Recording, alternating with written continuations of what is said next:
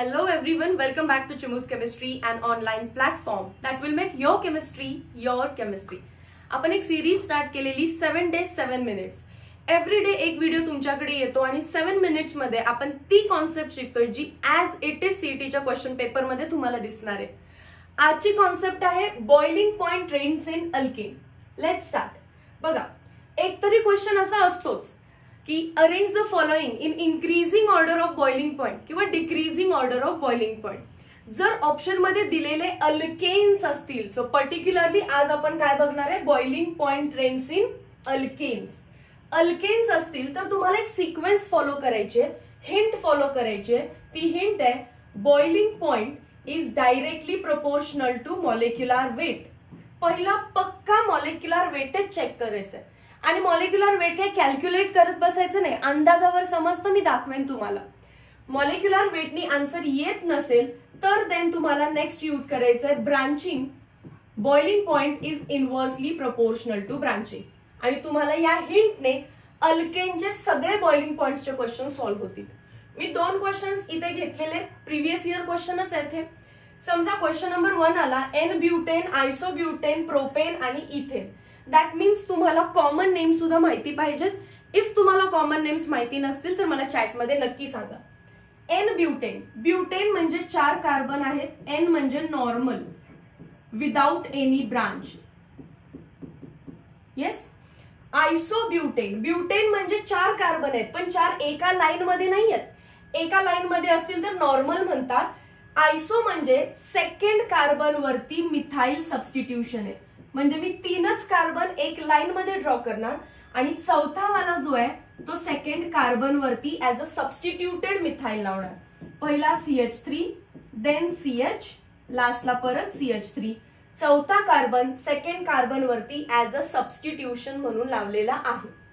Propane simple CH3, CH2, CH3. Ethane CH3 single bond CH3. पहिला मला बघायचं molecular weight, right. Boiling point is directly proportional to molecular weight. मग हे calculate करत बसणार आहे का, तर कार्बनचा काउंट बघा. 1 2 3 4. इथे किती आहेत, 1 2 3 4. म्हणजे या दोघांचं मॉलिक्युलर वेट सेम असणार आहे. हे तर एकमेकांचे आयसोमर आहेत. पुढे चला 1 2 3. पुढे चला 1 2. कोणाचं मॉलिक्युलर वेट जास्त आहे, एचं आणि बीचं. मग त्याच्यामध्ये आपल्याला आता कम्पेअर नाही करता येते, बट सी आणि डी मध्ये कोणाचं मॉलिक्युलर वेट जास्त आहे, डेफिनेटली प्रोपेनचं असणार आहे. इतकं तरी समजलं. सी चा बॉइलिंग पॉइंट जास्त असणार आहे डी पेक्षा. कोणती हिंट वापरली, मॉलिक्युलर वेट. जेव्हा मॉलिक्युलर वेट सेम येतं आणि आन्सर सांगणं प्रॉब्लेमॅटिक झालं, तुम्ही नेक्स्ट ट्रेंडला गेला, इनव्हर्सली प्रोपोर्शनल टू ब्रांचिंग. आता आयसोब्युटेन मध्ये ब्रांचिंग आहे अँड ब्रांचिंग किती जास्त झालं, ब्रांचिंग जास्त झालं तर बॉइलिंग पॉइंट कमी होणार आहे. म्हणजे बी चा बॉइलिंग पॉइंट कमी आहे ए च्या कंपॅरेटिव्ह. ही ट्रेंड झाली का बघा.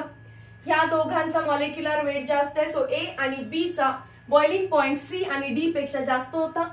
पण ए आणि बी मध्ये मॉलिक्युलर वेटनी सांगता येत नाही, पण ब्रांचिंगने सांगता येतं.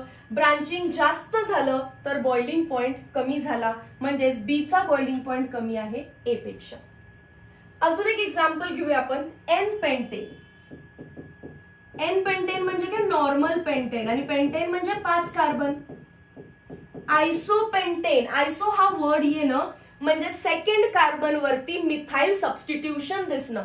पेंट मधले मी फक्त 4च कार्बन स्ट्रेट चेन मध्ये ड्रॉ करणार आणि जो 5वा आहे तो सेकंड कार्बन वरती ऍज अ सबस्टिट्यूशन दिसेल.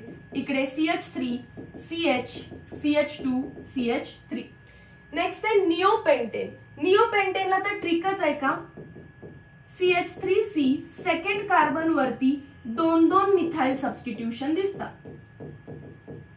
किंवा जेव्हा जेव्हा निओ हा वर्ड येतो तेव्हा त्याच्यामध्ये हे असं प्लस साइन वाला स्ट्रक्चर तयार होत असतं.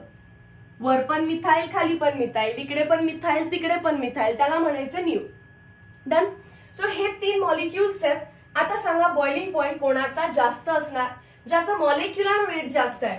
पण यात पण 5, यात पण 5, यात पण 5 कार्बन. मॅम पहिली हिंट तर काही काम करत नाहीये, मग ब्रांचिंग वाली यूज करूया. ब्रांचिंग वाली यूज करूया. जितकं जास्त ब्रांचिंग निओपेंटेन मध्ये बघा सेकंड कार्बनला किती ब्रांचिंग दिसतंय वरती आणि खाली. ब्रांचिंग जितकं जास्ती बॉइलिंग पॉइंट तितका कमी. सीचा बॉइलिंग पॉइंट सगळ्यात कमी. ह्या दोघांमध्ये आयसोमध्ये पण ब्रांचिंग दिसतंय. एन म्हणजे तर नॉर्मल. ब्रांचिंग झालं तर बॉइलिंग पॉइंट कमी. स्ट्रेट चेन असेल तर बॉइलिंग पॉइंट जास्त. सो ए चा बॉइलिंग पॉइंट जास्त आहे, देन बी, देन सी. सो स्ट्रक्चर दिलं तर डेफिनेटली तुम्ही आन्सर करू शकाल, पण ते स्ट्रक्चर नाहीच देणार, ते तुम्हाला असे कॉमन नेम्स देतील. त्यानंतर बघा, जर मॅम अल्केन नसेल, असा काहीतरी अल्काइल हॅलाइड वगैरे आला तर आम्ही काय करू? Boiling point trend for alkyl halide. सगळ्यात पहिला तुम्ही चेक करा boiling point is directly proportional to molecular weight. त्यांनी नाही आन्सर आलं तर चेक करा boiling point is inversely proportional to branching. आणि जर त्यांनीही नाही आलं तर काय करायचं मॅम? तर मग डिग्रीवरती बेस सॉल्व्ह करायचं. प्रायमरीचा जास्त असतो, then secondary, then tertiary. Clear आहे? मी क्वेश्चन नंबर 3 जो घेतलेला आहे तो आपल्या टेक्स्ट बुक मधून घेतलेला आहे. एन पेंटाइल क्लोराइड, आयसोपेंटाइल क्लोराइड, सेक प्रोपाइल क्लोराइड, निओपेंटाइल क्लोराइड याचे स्ट्रक्चर्स ड्रॉ करायचे आणि तुम्हाला हा क्वेश्चन घ्यायचा आहे होमवर्क मध्ये.